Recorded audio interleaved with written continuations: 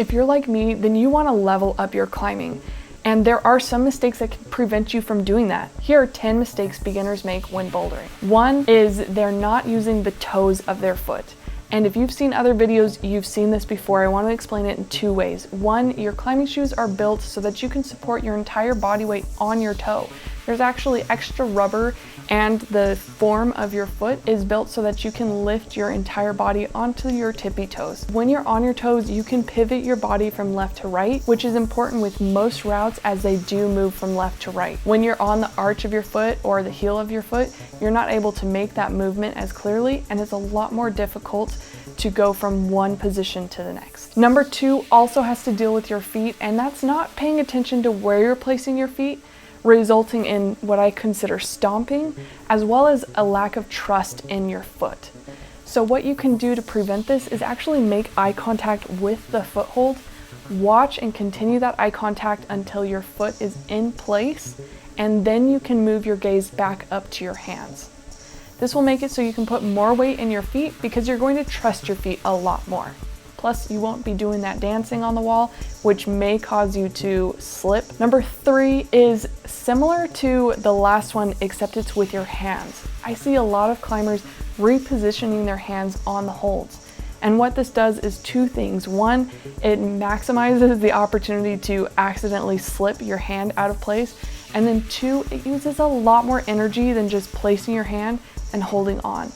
There are actually drills called glue hands where you place your hand and you don't move that hand until it's moving to the next hold. Anytime that you accidentally reposition or catch yourself repositioning, get off the climb and try again. Number four is using your arms to pull your body up instead of your legs. You'll notice this when you see a climber take their entire, kind of like a pull-up, and their wrist is really close to their shoulder and their arms are super bent. This is usually holding their body in with their arm. The problem with this is most humans have stronger legs than they do arms. Being able to hold your body in place with your arms is much more difficult than if you just used your legs. So place your feet in a position that enables you to place your hips closer to the wall, and that will also take a lot of pressure off of your arms so that your arms can be as straight as possible. By climbing with straight arms, you'll last longer and you'll be able to have a lot more energy for harder climbs. Number five goes with all types of climbers, not just beginners, and that's not moving your feet enough. Oftentimes we see climbers get completely stretched out because they've reached as far as they can with their hands, and then they start to panic because they have to move their feet up somehow. Hopefully you have a good handhold because you're gonna have to pull your body up a little bit. But to prevent this, you can actually move your feet, and oftentimes the rule of thumb is move your right foot, then move your right hand. Number six is one that I still struggle with, and that's not trying harder climbs or climbs that seem way above your current grade. Oftentimes when we're beginners, we look at those little tags and consider them as our rule of thumb. Okay, I'm climbing V0s, V1s, V2s.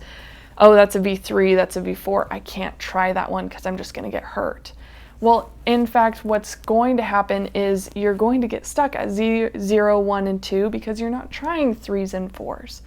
So instead, look at a climb. If it seems like it's a climb that you may enjoy, try the first move. And if you can't do the first move, that's okay, but at least you gave it a try. Also, you don't have to try it once and be done. You can try these climbs over and over again.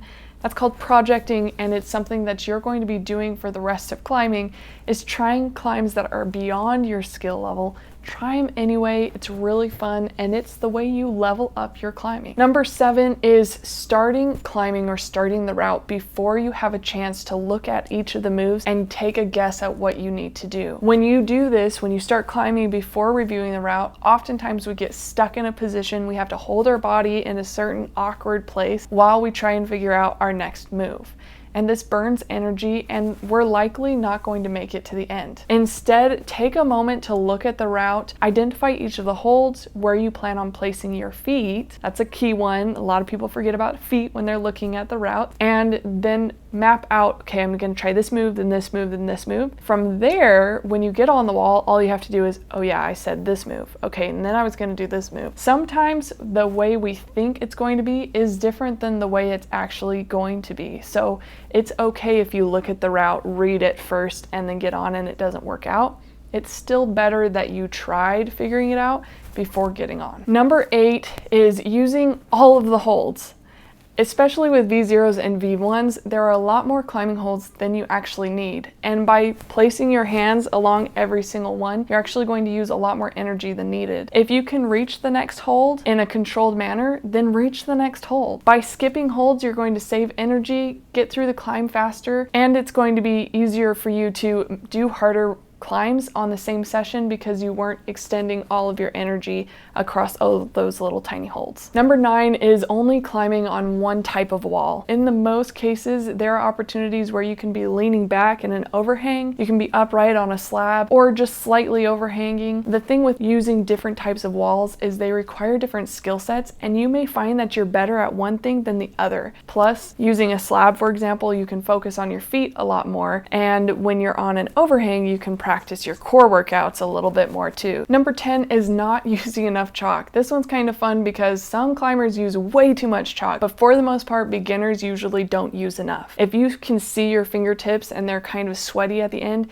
you probably didn't use enough chalk, so use a little bit more. This will help prevent your skin getting stuck on the holds and tearing, but it will also make it so that you can stay on the holds a little bit longer.